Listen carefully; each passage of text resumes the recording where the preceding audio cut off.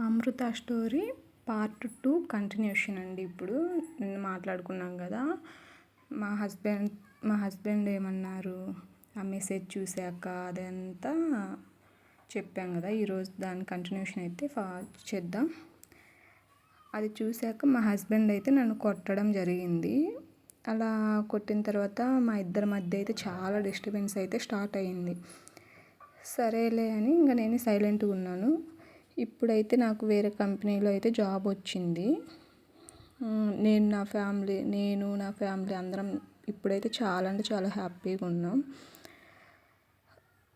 So నాకు job వచ్చిన తర్వాత ఇంకా అన్నీ మా హస్బెండ్ కూడా అర్థం చేసుకున్నాడు. సరేలే నీ తప్పేం లేదు కదా అని ఇంకా హ్యాపీగా ఉండడం అయితే జరిగింది. తన స్టోరీని అయితే నాతో షేర్ చేసుకుంది. నేను ఒకటే చెప్పాలి అనుకుంటున్న అబ్బాయిలకి, మీరు చేసే తప్పు వల్ల అక్కడ అమ్మాయిలకి జాబ్ పోయింది. ఫస్ట్ సరే జాబ్ విషయం పక్కన పెట్టేస్తే తన హస్బెండ్ తన గురించి బ్యాడ్గా అనుకుంటున్నాడు. తన క్యారెక్టర్ బ్యాడ్ అయిపోయింది అక్కడ. అది చాలా తప్పు కదండి. సో ఇప్పటి నుంచైనా దయచేసి పెళ్ళైన అమ్మాయిల జోలికి వెళ్ళకండి.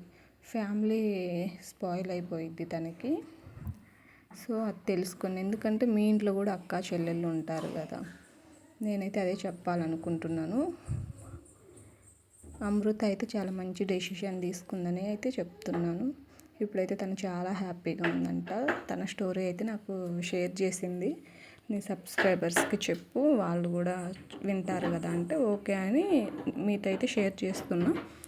మీకు కనుక నా వీడియోస్ నచ్చినట్లయితే లైక్ చేసి, షేర్ చేసి, సబ్స్క్రైబ్ చేయండి. అలాగే స్టోరీ ఎలా ఉందో కామెంట్